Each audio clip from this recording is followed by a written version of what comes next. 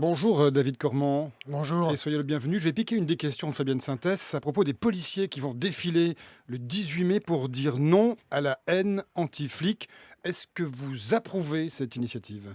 En tout cas, je pense qu'il faut avoir bien conscience que l'ensemble des forces de l'ordre dans notre pays, depuis les attentats que nous avons vécus, sont soumis à rude épreuve. Et donc, je crois qu'il faut entendre le fait que la police dans notre pays aujourd'hui est confrontée à un certain nombre de crises, de tensions, et ce n'est pas eux seuls qui peuvent gérer ça en première ligne. Ça sent le 8 mai, ça, hein. Non, parce qu'il Ouais. n'y a pas de, il y a pas de, non, non, il y a pas de nuance par rapport à ça. Par contre, c'est pas un mais je pense que la façon dont on utilise les forces de l'ordre, notamment par rapport au mouvement Nuit debout et des manifestations qu'il y a, est une mauvaise Ouais. façon de le faire. Parce qu'il y a eu quand même 300 policiers et gendarmes blessés, plus de 1000 interpellations depuis 2 mois, c'est de sources policières. Tout cela en plein état d'urgence. David Cormand, qui est responsable de la situation? Les policiers, les casseurs? Il manque des services d'ordre, des SO dignes de ce nom dans les défilés? Je pense, en tout cas, qu'il faut condamner clairement les violences, d'où qu'elles viennent. Ensuite, je pense qu'il y a une façon d'appréhender les mouvements sociaux que nous sommes en train de vivre différemment que ce qu'on est en train de connaître aujourd'hui. Vous savez, quand il y a des mouvements, mais on l'a connu ici sur ce qu'on appelle les ZAD, Les que ça soit zones à défendre. exactement, Ouais. que ça soit à Notre-Dame-des-Landes et à Sivens, où je rappelle un jeune Rémi manifestant a été Fraisse. tué, Rémi Fraisse.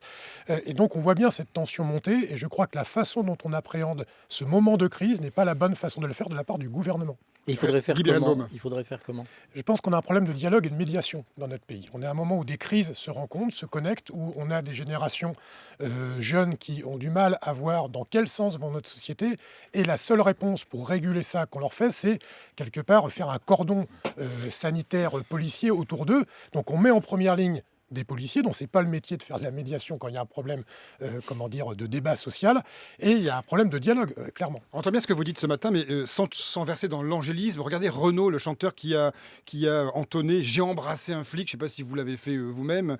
Les policiers étaient salués en héros face au terrorisme, et aujourd'hui ils sont les ennemis du peuple, ça paraît... On a l'impression que personne n'a de mémoire dans ce pays. Mais monsieur Akili, c'est pour ça que quand vous m'avez posé la question, je vous Ouais. dis que depuis les attentats, la police dans notre pays est soumise à rude épreuve et il faut le tendre et le comprendre. Donc moi, je ne suis pas du tout, je ne sais pas si c'est ce que vous attendiez de moi, mais dans un discours Non, non, anti-flic. Je pense que dans une n'entends rien du tout. démocratie, je pense que c'est important qu'il y ait des forces de l'ordre, mais il y a aussi très important qu'on leur demande pas de faire n'importe quoi. Je vais vous donner l'exemple de la manif, je crois que c'était du 1er mai à Paris, Oui. où on a positionné volontairement un certain nombre de forces de l'ordre, ce qui se fait jamais d'habitude. Tout devant, et on a laissé monter du côté des manifestations des gens qui étaient plutôt là pour casser. Vous savez, il y a des méthodes pour gérer des mouvements de foule, pour gérer des manifestations, et j'ai l'impression qu'aujourd'hui, on a aussi envie d'organiser ce type de conflit frontal, alors qu'il y a d'autres façons de réguler ça. Fabienne. Et finalement, vous êtes assez d'accord avec ce que disait Jean-Claude Delage à l'instant sur France Info, qui disait que ils attendaient trop longtemps en fait avant d'intervenir, qu'ils voyaient en face d'eux casser les voitures, les abribus, etc., qu'il n'y avait pas d'ordre à ce moment-là. Est-ce que vous pensez effectivement qu'on laisse faire trop longtemps? Et pour quelle Non, raison? moi je pense que je suis pas un professionnel du maintien de l'ordre, donc je sais pas, c'est des gens dont c'est le métier. Mon sentiment, c'est que il y a un moment où quand il y a un mouvement social qui apparaît, le rôle du gouvernement, c'est pas seulement de se limiter à envoyer la police, c'est d'entamer un dialogue. Aujourd'hui, il est où le dialogue? On le voit, je vais vous dire, y compris au niveau institutionnel, d'où part ce mouvement. C'est la loi El Khomri Oui. sur la loi travail. Il faut revenir à l'origine des choses. Mm. Quel a été le début de la façon dont on a présenté la loi? Ça a été, on va faire le 49.3 à la fin. Ils sont revenus dessus, mais Oui, ça, c'est quasiment les premiers arguments bien sortis. sûr, la faute originelle, oui. c'est qu'on dit on va renforcer le dialogue dans notre société, et on dit par le 49.3, ce qui est le contraire du dialogue. Donc on crée aussi, on plante les graines aussi de ces éléments de violence. Oui, et pendant ce temps, les députés débattent de cette loi El Khomri, enfin presque, hein, Guy Birenbaum. Et c'est stupéfiant, j'entendais un excellent sujet ce matin sur France Info. Ils se sont arrêtés, ils sont en week-end. Je pense qu'ils sont en train de temporiser pour expliquer lundi ou mardi qu'on va faire le 49.3. Non mais... Ah, vous pensez vous ça? pensez Oui. que c'est ça? Oui. Oui, je pense qu'on est en train de faire une course de lenteur et qu'on va avoir l'argument en début de semaine prochaine de dire « Ah, vous voyez bien, il y a de la mauvaise volonté, il y a l'obstruction parlementaire 49.3 ». Bon, d'accord. David Cormand, 800 € pour les instits, des baisses d'impôts pour les plus modestes, s'il y a de l'argent dans les caisses, bien sûr. Ça y est, le président Hollande a démarré sa campagne. Est-ce qu'il est toujours le candidat d'Europe Écologie Les Verts? Est-ce qu'il est toujours le candidat d'Europe Écologie Les Verts? Il est encore. Mais l'a-t-il été Il un l'a jour? été. Non, on l'a Rappelez-vous soutenu. rappelez-vous les accords de 2012, tout de même. Je rappelle aussi qu'on avait une candidate au premier tour de l'élection Oui. présidentielle en 2012. Mais ensuite, vous vous êtes un peu partagé le gâteau. Quel gâteau? Législatif, notamment, avec Il des y avait accords. un accord. Non, mais Ouais. moi, je veux bien qu'on caricature ces trucs-là. Non. Vous savez, nous, les écolos, on peut se foutre de notre gueule, c'est pas un problème. Ça vous rend Mais meilleur on le est matin. assez, au fond, Ouais. rationnel. Ouais. C'est-à-dire qu'en 2011, on en avait marre de Sarkozy. Et on voulait que notre pays change. Ouais. Et on voulait faire de l'écologie. Donc on fait un truc simple, on fait un accord, comme ça se fait partout en Europe dans les démocraties parlementaires. On fait un accord de mandature, un accord de majorité. Et qu'est-ce qui se passe une fois qu'on fait cet accord? C'est qu'arrivé au pouvoir, François Hollande n'a pas fait ce qu'il avait dit qu'il ferait s'il était élu. Pas seulement pour l'écologie d'ailleurs, sur un certain nombre d'autres thématiques aussi. Quand on a constaté ça, on est parti. C'est pas une question de gâteau, c'est une question de qu'est-ce qu'on croit utile pour notre pays. Et donc nous, on est assez simple, c'est qu'on fait un contrat, tant qu'il est suivi, on reste, quand il n'est pas suivi, on se casse. Oui, encore un mot, pardon Guy, encore un mot là-dessus. Pour vous, le contrat n'y est pas, notamment sur le plan du nucléaire. Regardez ce qui se passe aujourd'hui avec EDF qui mise gros sur l'EPR, notamment en Grande-Bretagne. Je pense qu'il est en train de se passer aujourd'hui, on est en train de payer l'addition de 40 ans de politique énergétique, notamment nucléaire, irraisonnée, et qu'on est en train d'assister à un nucléaire gate. Vous savez ce qui se passe, notamment on a vu au Creusot, qui fabrique les cuves pour les centrales nucléaires de nouvelle génération qu'on appelle les EPR. Les EPR. Le fait est que je suis normand. Et en Normandie, on construit le premier EPR français, le seul d'ailleurs à ce jour, qui s'appelle l'EPR de Flamanville, qui devait ouvrir de mémoire en 2012 ou 2015 et qui devait coûter 3,5 milliards d'euros. Aujourd'hui, il ne fonctionne toujours pas. On ne sait pas comment le démarrer, et il a coûté 10,5 milliards d'euros. Et quand vous avez le directeur financier d'EDF, qui n'est pas un écolo anti-nucléaire, c'est le directeur financier d'EDF qui dit « Je démissionne parce que insister sur l'EPR, c'est mettre en danger la vie d'EDF, on a un vrai sujet. » Et on voit qu'on nous dissimule des choses. Et donc ce nucléaire gate, je pense qu'il va nous exploser, j'espère pas concrètement, mais au visage, mais c'est-à-dire que s'il y a la question économique d'EDF qui est majeure, qui est centrale. Mais vous disiez à l'instant, juste avant de parler de l'EPR, on en avait marre de Nicolas Sarkozy, on a voté François Hollande. Donc là, vous en avez marre de François Hollande, pour être clair. Donc vous allez voter Nicolas Sarkozy? Non, c'est pas ça que je voulais dire. Ça n'était pas là. Ça n'était pas la fin de ma question. C'est ce qu'on appelle un sophisme, Non. monsieur Akli. Moi, vous savez, en tant qu'écologiste, j'en ai un peu assez, mais je ne le dis pas à vous, qu'on nous mette en demeure de devoir choisir entre le pire et le moins pire. D'ailleurs, le nouveau slogan d'Hollande qui est de dire « ça va mieux », quelque part, c'est « ça va moins pire » ou « c'est moins pire ».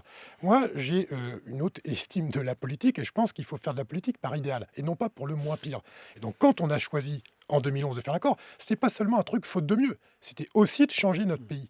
Et donc moi je renonce pas à ce qu'on puisse changer en profondeur notre pays, d'abord parce que je pense que c'est utile, et ensuite parce que je pense que c'est possible. Monsieur Cormand, pardon de vous poser la question comme ça, mais vous êtes qui aujourd'hui, Europe Écologie Les Verts? Vous représentez quoi? Votre voix dit quoi désormais? Je pense que si... C'est vrai que vous n'êtes plus que 6 000, vous n'avez plus que 6 000 oui. adhérents. Vous confirmez cette information pour répondre à la question de Fabienne en même temps? Le problème, c'est que nous, on donne les vrais chiffres. Le nombre d'adhérents qu'on était fin 2015, c'est au moment où on fait le truc, on était plutôt 10 000. Là, on est en cours d'année, on est même en début d'année, donc les adhérents à jour de cotisation au moment où on parle, c'est 6 000. C'est une question de audible ou pas audible, en fait. Vous n'y étiez, vous n'y êtes plus, vous avez si des gens votre qui sont question, partis, c'est est-ce que qui vous sont êtes très revenus. audible, est-ce que votre parti est très efficace pour défendre ses idées? La réponse, elle est non. Je ne vais pas vous raconter des salades. Après, moi, je fais ce constat-là, mais la question que je me pose, c'est est-ce que l'écologie, elle est utile dans le siècle qui s'ouvre de notre société? La réponse, elle est oui. Donc moi, mon sujet, en tant que chef de parti, j'ai envie de vous dire, c'est comment on est utile à la cause qu'on sert. Est-ce que ces derniers mois, est-ce que ces dernières années, nous avons été insuffisants? Ma réponse est oui. Est-ce qu'il faut changer? La réponse est oui également. David Cormand, est-ce que vous êtes plutôt Space Oddity ou bien Life on Mars? Je vous demande ça parce que l'Obs a raconté dans un écho que vous auriez comparé Noël Mamère à David Bowie, c'est vrai? Oui, c'est vrai, parce que... Vous nous expliquez ça? Expliquez-nous. Oui. Alors là, je m'accroche. On a l'antenne jusqu'à quelle heure? On peut y aller. Non, vous avez encore avez la le temps. question, c'est que moi, je suis moins fan que vous, monsieur Akili, de David Bowie, mais ce que j'en comprends, c'est que c'est Question quelqu'un qui a génération. toujours été précurseur et inventif par rapport au monde qui bougeait. Et moi, pourquoi j'ai toujours beaucoup aimé Noël Mamère en tant qu'écologiste, c'est que d'abord, c'était celui qui, au sein de l'écologie, a apporté ce qu'on appelle l'écologie populaire, l'écologie sociale. Vous parlez de Noël Mamère. Je parle de Noël Mamère, pas de David Bowie. Je parle de Noël Mamère. C'est aussi Noël Mamère en 2003, celui qui a pris la responsabilité à Bègle de marier un couple homosexuel. Et il a d'ailleurs été, à cette époque-là, sanctionné, condamné par la justice. C'est quelqu'un qui a toujours été, souvent été précurseur C'est par le seul rapport... qui dépasse 5% dans une présidentielle, qui rembourse les frais de campagne. J'espère que ça aussi, c'était précurseur et que même on pourra faire Qui beaucoup vous a plus. dit que vous étiez en soins palliatifs il y a quelques, 2 mois de ça, Oui, c'était au mois Oui, de mais Noël février. Mamère Il est rude avec vous. Hein, Noël Mamère est sévère, mais juste. Mais clairement, vous le verriez de nouveau candidat. Il ressemble plus à Paolo Conte que David Bowie, au passage. Vous le verriez plutôt C'est bien aussi Paolo Conte. candidat en 2017 pour l'Europe Écologie Les Verts. Vous êtes sérieux quand vous dites ça? Moi, ce que je pense, c'est qu'on n'a pas de problème de qualité de candidature pour l'écologie en 2017. On n'a pas de problème d'incarnation. On a un problème de récit et de rassemblement. Les écologistes, trop souvent, et c'est l'histoire de l'écologie depuis 30 ans, c'est le bal des égaux. On ne fait pas d'écologie, on fait de l'égologie. On ne parle pas d'écologie, on parle des Vous écologistes. parlez-t-il, hein Je parle de nous, des écologistes, c'est ça dont je Tous parle. Et donc moi, je ne sais pas Non, mais tous. ceux trop. qui sont partis et ceux qui sont restés. Je pense, moi je suis pas là, je viens de vous dire que je suis pas là pour dire du mal des écologistes. Moi je me suis fixé une règle simple, Oui. c'est j'essaie de parler d'écologie et je dis jamais de mal des gens qui sont écologistes, ce que j'essaye de faire. Donc me poussez pas au vice, monsieur Akili.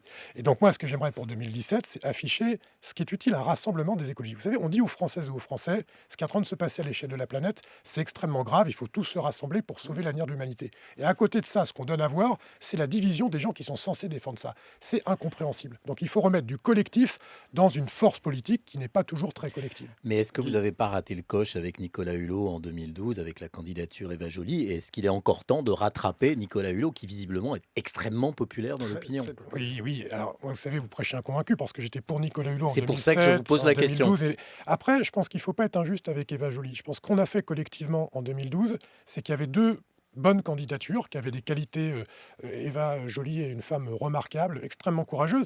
Et on n'a pas combiné ces deux candidatures, on les a fracassées l'une contre l'autre. Plutôt que donner à voir notre projet, on a donné à voir une rivalité entre deux personnes qui pouvaient incarner l'écologie. C'est ça l'erreur fondamentale. et qu'on a Nicolas faite. Et alors, Hulot, Nicolas vous faites Hulot, le- Aujourd'hui, je pense que Nicolas Hulot, mais tout le monde l'observe, et je l'ai dit à plusieurs reprises, est celui qui me semble être le plus en capacité d'incarner ce rassemblement de l'écologie.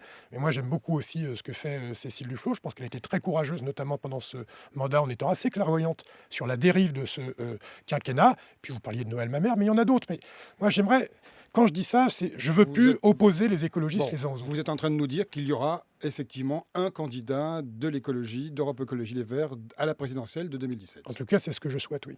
C'est ce que vous souhaitez. Donc François Hollande qui repart en campagne, pour revenir un peu à la source de ce questionnement, c'est terminé pour vous? Cette gauche-là n'existe plus, celle de 2012 n'existe plus? Ah, ce qui est en train de se passer, c'est pas seulement celle de 2012, c'est en train de se passer plus profond. Je pense qu'on a un paysage politique en France et d'ailleurs en Occident qui est en train de bouger. C'est qu'avant, c'était assez simple. Il y avait la gauche, il y avait la droite, un coup c'était l'un, un coup c'était l'autre. Ce qui est nouveau, c'est qu'il y a l'extrême droite qui est en train de grimper, mais partout en Occident, quelque part, aux États-Unis, Trump, c'est une candidature d'extrême droite. On voit ce qui se passe en Autriche. Et vous avez au milieu un truc qui est en train de se former, qui sont l'espèce de grande coalition, espèce de cercle de la raison, comme disait Alain Minc quand il soutenait la candidature de Balladur. Vous avez aussi un maire de Londres, peut-être futur maire de Londres, qui fait aussi rêver. Hein. J'y reviendrai après si Oui. vous voulez bien. Et vous avez une troisième force qui est celle de la transformation de la société. Et moi, ce qui m'intéresse, c'est comment l'écologie, je ne dis pas Europe Écologie Les Verts, l'écologie. c'est comment l'écologie peut être l'armature de cette alternative du 21e siècle. Et donc, pour répondre à votre question, je pense que François Hollande, en fait du Thatcher. Il dit, il n'y a pas d'alternative.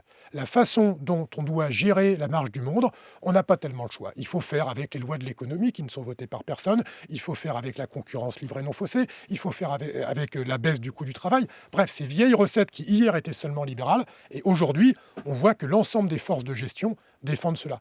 Pour le maire de Londres, un très bon exemple, c'est que j'étais très choqué par ce qu'a tweeté notamment le rédacteur en chef du JDD, en faisant le parallèle entre l'élection possible du candidat travailliste à Londres avec le livre de Welbeck, Soumission. Je pense que c'est très grave de faire ce type de parallèle. En tout cas, Hollande égale Thatcher. Merci, hein, David. Merci de votre sens du résumé.